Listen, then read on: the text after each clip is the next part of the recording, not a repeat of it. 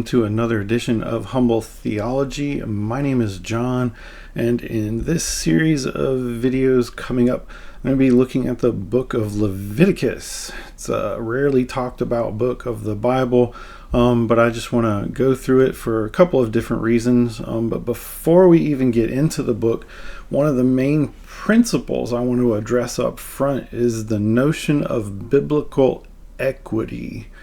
When we talk about equity, there's kind of some confusion around that terminology. It's kind of borrowed by the culture right now. So we want to look at the book, we want to look at God's word from the standpoint of what equity do we get out of the book of Leviticus. So first, I guess we need to ask then, what is equity? Well, it's that intent or principle that's behind a law, a commandment, or in Leviticus especially, one of the rituals that we see. It's a type of combination, you can almost say, of interpretation and reading between the lines without ignoring the lines themselves. So you get a command, it says something specific to do or not to do, and yet what's the intent behind that? So we need to then ask, was that a valid way to approach the scriptures? Well, two things. First, yes, as I'm from a Reformed Calvinistic perspective, we would say from the Westminster Confession of Faith, chapter 19, dealing with God's law, in section 4, it says, "To them also as a body politic," so to the national Israel as a nation, God gave sundry and judicial laws, which expired together with the state of the people, not obliging any other now, further than the general equity thereof may require. So rules that God gave Israel as a national people have expired with that nation. Now again, I'm not going to get into the argumentation that, the people are now reinstated as a state and therefore their laws have returned and all that. But within those laws that we see God gave Israel as a nation, there's applicable equity that comes or is within those laws that are still useful for today. So that's one angle. So again, is this a valid approach? Well, yes. Main reason, Jesus does this. When he reviews the 10 Commandments in his sermon going through the Beatitudes, he takes various commandments like thou shalt not murder, and he uses the literal language. Yes, you are literally not to murder, but he unpacks the equity behind it, or that supports it, that we're not supposed to even hate one another. So that idea or principle, it gives us the root cause, I guess you could say, of the commandment, of the law or the ritual. Those are the things that stand behind it. What is God's intent for us as a people besides just not committing the act of murder or adultery or whatever commandment we're looking at? So Jesus does this. Do we do this at all in our day and time? Yes, we borrow the equity of various commandments that we see from the past. Deuteronomy 22:8, the people of Israel are given a command that when they are to build a house, they are to build a wall or a parapet border around the rooftop, so that no one falls or has the possibility of falling and potentially dying from such a fall. We don't build houses with a flat roof much anymore, and so we don't have a fence or a wall around the border of our rooftops, for our houses anyway. But yet we borrow this same principle. The equity in the principle is the preservation or protection of life. We borrow that same principle when we require in our modern day laws that if you have a house and you own a pool, you are in most states required to have a fence around your pool to, again, protect the life of people from someone accidentally falling into that pool For whatever reason, they would be walking around your backyard, but falling into your pool and possibly drowning. So we have this principle of equity. It's sound. It's in use. Jesus endorses it and uses it himself. So in this way, we could say people are never excused from the personal moral law of God. Everyone, all of mankind are to be holy. And so God gives us commands. And they're not just commands and laws that, well, those were applicable way back then, so we can just totally dismiss them now in our day and age. Well, in the written form of it, in other words, in the literal means of having a parapet around my roof, I can dismiss that. I have no such house. But the general equity of protecting life in my property, well, yeah, that may require me to have a fence for the further protection of the life of my fellow human beings. But also within those national laws, there were social circumstances. So the issue becomes, well, what do we do with believers and non-believers who sin? Because that's one of the general, I guess you could say, focuses or assumptions of Leviticus, and obviously most of the books of the Bible, all the books of the Bible, is it assumes man is in this state of sin. Man is going to sin. Man is a sinful being and creature. So to what degree then do we hold to rules and laws against people's offenses and yet their grace and salvation? We have to be very careful how we balance the two, and I do not believe the church in any shape, way, or form, Reformed, covenantal, dispensational, Arminian, whatever, have been good at balancing those things. It's usually one extreme or the other. If we get those out of whack, then we have basically criminals running the church because, oh, well, they're saved. What are you going to do? They claim faith in Christ. So we're just supposed to love and forgive them. Let them do what they want. And we see churches that do that. They do almost literally everything under the sun and call it church, call it faith and practice, hope and love and all that kind of stuff. But it's sin in most cases. And then to the other degree, we have some fundamentalist congregations who believe almost everything is sin, and you're not allowed to do almost anything. You're not allowed to dance or smoke or drink or go to movies or wear certain pieces of clothing, all this type of stuff. So we have a very poor balance and track record in evaluating the equity of God's laws in our time. I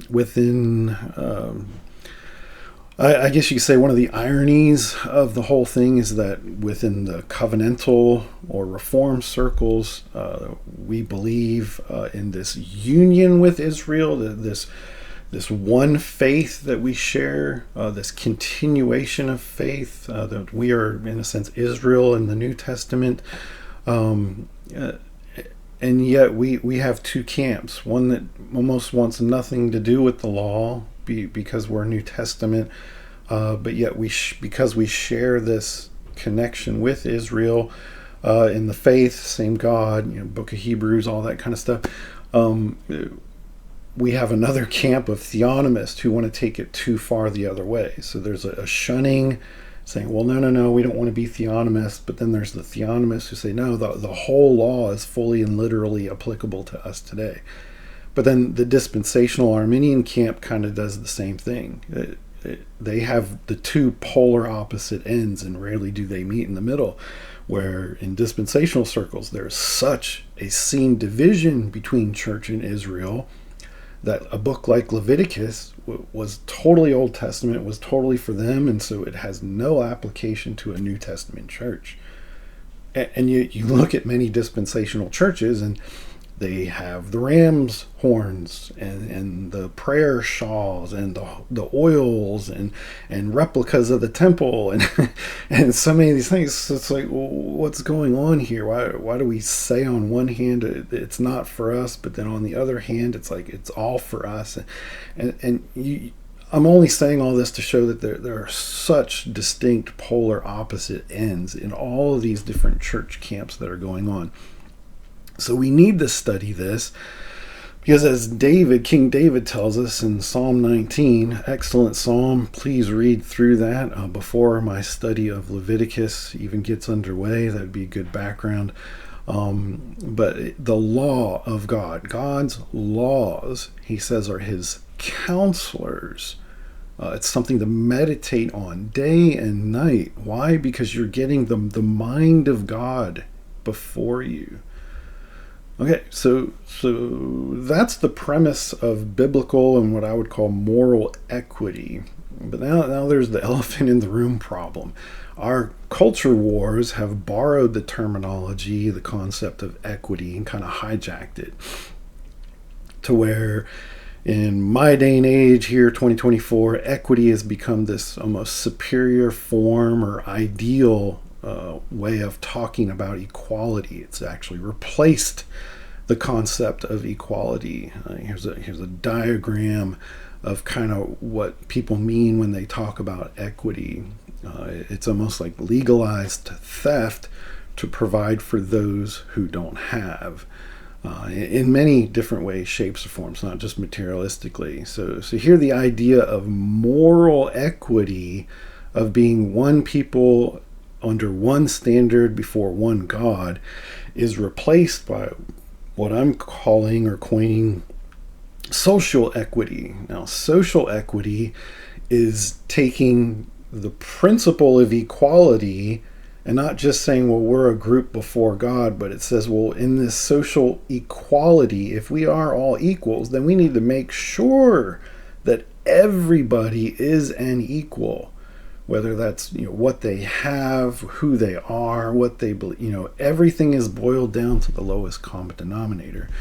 Okay, so the culture wars seek to remake laws and beliefs, things about gender and all this kind of stuff. If saying those laws are from a Christian perspective, any type of law, then those laws, because they come from a Christian background or from Christian beliefs, then it's Christian nationalism. You're pushing a national standard on people who are not Christian, and that's not fair. That doesn't make things equal, would be their argument. So then they are, by default, we as Christians then are by default, we're not being inclusive of people who don't believe the way we do. And so we're in a sense then not in harmony with what they would call their version of equality. But yet if you look and kind of dig through the language, the notions within the culture wars, this use of equity is typically so inclusive that definitions become void. If I were to hold up a spoon and say, this is a spoon, it's like, well, how dare you name it? How do you know it's a spoon? Maybe it doesn't want to identify as a spoon. Maybe it wants to identify as some other piece of cutlery, or all types of cutlery. And so we need terminology that's beyond cutlery even to be all inclusive. But then as you keep trying to boil it down, you lose all definitions. You lose all existence. That's why you have feminists who can't tell you anymore what a feminine person is or what a woman is or anything. Definitions are becoming void because to try to define something draws a line in the sand, and to draw a line in the sand could possibly exclude someone or something. So these types of movements, they won't last. They will not last. They cannot self-sustain because they keep boiling themselves down basically out of existence. They're fighting for standards that don't exist. The problem we run into in our lessons or in trying to talk about equity is that when we describe biblical or moral equity, we mean, or I will mean always, God's one standard for all people and the desire for all people to live in a holy and life and community. So combining all these things, one people under one standard, under one God. The opposite, social equity, where standards are boiled down to try to be inclusive of everyone. One other example of this, social equity, would be theft or looting. In biblical equity, theft is wrong. To even want to covet what someone else has is wrong. But yet in social equity, modern social equity, it's permitted and even encouraged, because in theft and looting, well, it's just leveling the playing field. It's taking from those who have and giving to those who have not, or those who have not are just taking what they believe belongs to them, to have an equitable equality across the board. And again, that can apply to moral standards of theft and other types of things. That can apply to jobs, job ratings, any of that type of stuff. It's just what's being eroded under social equity. So that's all I wanted to do in this video, is try to outline for us a sense of biblical equity and some of the challenges we face or will see as we try to go through the book of Leviticus. I hope this helps. I hope you'll enjoy the study, and I hope you'll join me on this journey through the book of Exodus. God bless. Take care. We'll see you next time. Bye-bye.